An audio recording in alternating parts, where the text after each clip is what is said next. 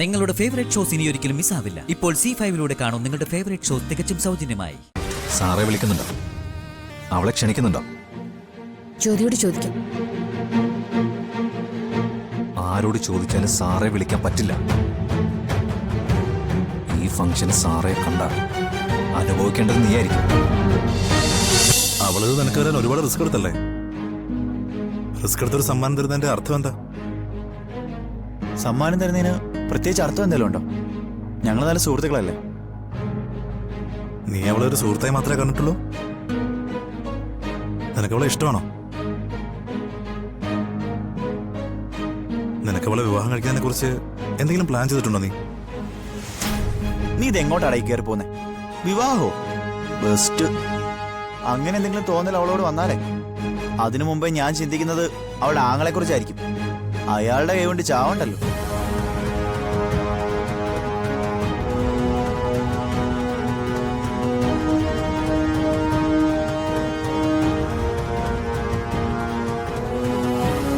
അപ്പോ നിനക്ക് ജ്യോതിയോട് അങ്ങനെയൊന്നും ഇല്ലല്ലേ?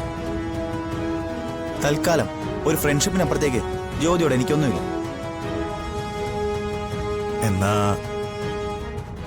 ഞാനൊരു കാര്യം പറയട്ടെ. എന്താടാ?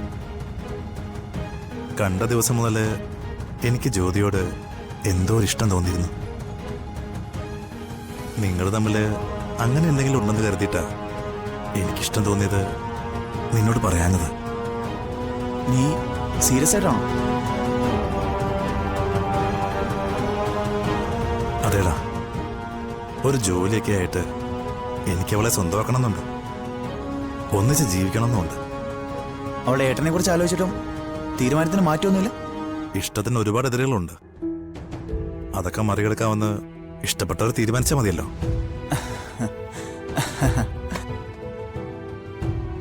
അത് കലക്കട. നിനക്ക് ഇത്രയും പുരോഗമനം ഉണ്ടെന്ന് ഞാൻ കരുതിയില്ല. ഇതാ ജ്യോതിയുടെ കാര്യം ഇടയ്ക്കിടയ്ക്ക് എന്നോട് ചോദിച്ചോണ്ടിരുന്നേ അല്ലേ? അതേടാ, പക്ഷേ അതെനിക്ക് ജ്യോതിയോട് നേരിട്ട് പറയാൻ പറ്റില്ല. നീ ഒന്ന് ഹെൽപ്പ് ചെയ്യണം. നാണം ഉണ്ടോടാ? ഇക്കാലത്ത് പ്രണയത്തിനിടയിൽ നിൽക്കാൻ ആളെ അന്വേഷിച്ചുകൊണ്ട് നടക്കാന്നൊക്കെ പറഞ്ഞാല് ഞാൻ നിന്നോടല്ലാതെ വേറെ ആരോടാ പറയാ? ശരി,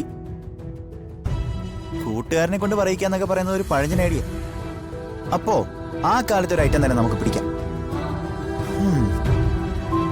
നീ അവൾക്കൊരു കത്തെഴുതും. ഒരുപാട് നീട്ടി വലിച്ച് ബോർന്ന് പഠിപ്പിക്കല്ലേ. ഞാനത് ജ്യോതിക്ക് കൊടുത്തോളാം. സത്യം? പിന്നല്ലാതെ. നീ എന്റെ ഫ്രണ്ട് അല്ലടാ. പക്ഷേ ഒരു കണ്ടീഷനുണ്ട്. ആ കത്ത് വായിച്ചിട്ട് താല്പര്യമില്ലെന്ന് ജ്യോതി പറഞ്ഞ അവിടെ വെച്ച് സ്റ്റോപ്പ് ചെയ്തോണം. പിന്നെ ഇത് മുന്നോട്ട് പോകാൻ പാടില്ല. അങ്ങനെയാണെങ്കിൽ ഞാനൊന്ന് ശ്രമിച്ചു നോക്കാം. ഓക്കെടാ, ഞാൻ ഇപ്പൊ തന്നെ എഴുതട്ടാ. താങ്ക്സ് അളിയ.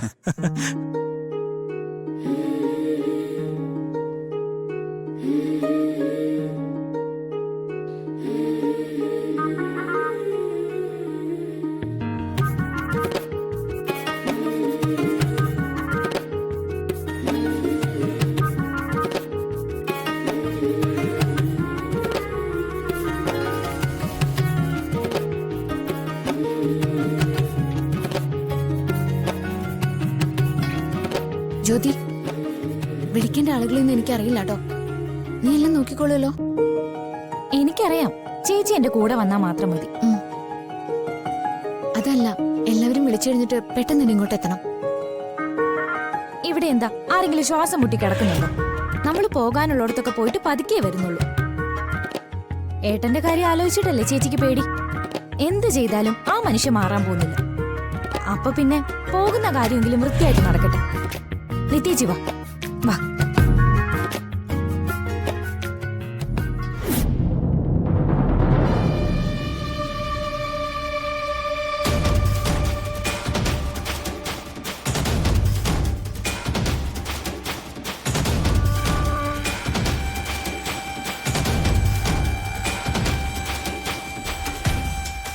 നിത്യ, ഇങ്ങ് വാ.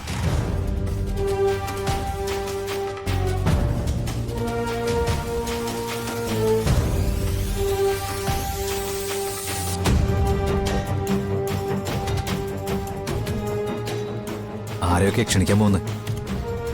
എനിക്കറിയില്ല. ജ്യോതി പോകുന്ന സ്ഥലങ്ങളിലേക്ക് ഞാനും കൂടെ പോകും, അത്ര തന്നെ. ചെല്ലുന്നിടത്തൊക്കെ ആമ്പിള്ളേരുണ്ടാവും. മനുഷ്യന്മാര് താമസിക്കുന്ന സ്ഥലത്ത് ആൺകുട്ടികളും പെൺകുട്ടികളും ഒക്കെ ഉണ്ടാവും. എനിക്കത് പുതിയ അറിവൊന്നുമല്ല. നീ നടക്കുന്ന വഴി കണ്ടുപിടിക്കാനേ എനിക്ക് ബുദ്ധിമുട്ടൊന്നുമില്ല. പാത്തും പതുങ്ങിയും പിന്തുടർന്ന് വരാൻ കേമനാണെന്ന് എനിക്കറിയാലോ. സാറെ വിളിക്കുന്നുണ്ടോ? അവളെ ക്ഷണിക്കുന്നുണ്ടോ? ജ്യോതിയോട് ചോദിക്കും. ആരോട് ചോദിച്ചാലും സാറെ വിളിക്കാൻ പറ്റില്ല.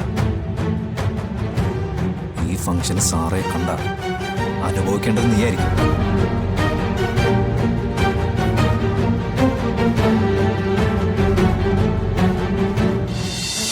ഇതെന്താ ഹരി? ഒന്നുമില്ലെങ്കിലും ഈ ഒരു ദിവസം ഒരു മേൽക്കൂരയുടെ താഴെ അന്തുറങ്ങുന്നവരല്ല നമ്മൾ. ഈ പറഞ്ഞ വാക്കുകളൊക്കെ ഒരു നല്ല കൺസെപ്റ്റിൽ ആളുകൾ ചിന്തിക്കുന്ന കാര്യങ്ങളാണ്. നീ അത് പറഞ്ഞ് ആ വാക്കുകൾ വൃത്തികേടാക്കണ്ട. നിന്റെ പടം നയിക്കാൻ വീണയെ മുന്നിൽ നിർത്താനൊക്കെ എളുപ്പമാണ്. കാരണം നിന്റെ പണവും പ്രൗഢിയൊക്കെ കാണുമ്പോഴേക്കും അങ്ങ് അലിഞ്ഞു പോകുന്നൊരു മനസ്സ് അവൾക്കുണ്ട്. അത് അവൾക്ക് മാത്രം. വീണയുടെ മനസ്സിളക്കിയിട്ട് എന്ത് കാര്യം? എനിക്കതല്ലല്ലോ വേണ്ടത്. നീ മുറിയിൽ നിന്ന് ഇറങ്ങിപ്പോയെ. എത്ര തവണ ഞാൻ നിന്നോട് പറഞ്ഞു അനുവാദമില്ലാതെ ഈ മുറിക്കകത്ത് കയറരുതെന്ന്. ഓ, നിന്റെ ഓഫീസിലേക്ക് കയറി വന്ന ആചാര മര്യാദകൾ ഒരുപാട് പാലിക്കുന്നവളാണല്ലോ നീ.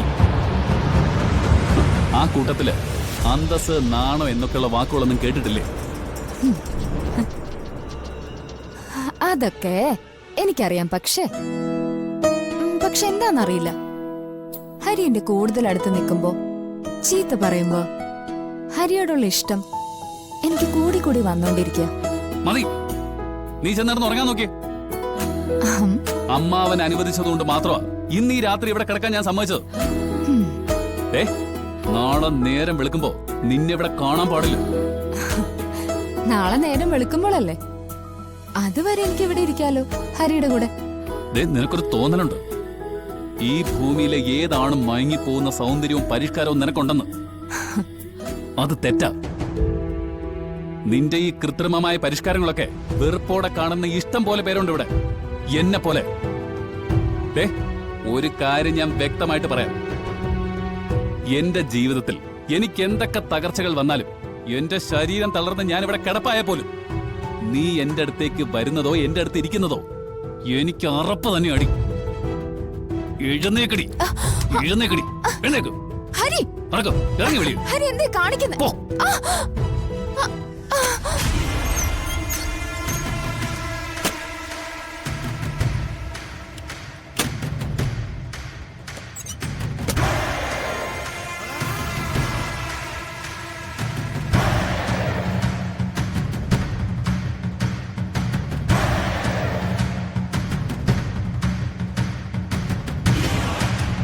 ഡൗൺലോഡ് ചെയ്യൂ C5 ആപ്പ്. കാണൂ എല്ലാ എപ്പിസോഡുകളും സൗജന്യമായി.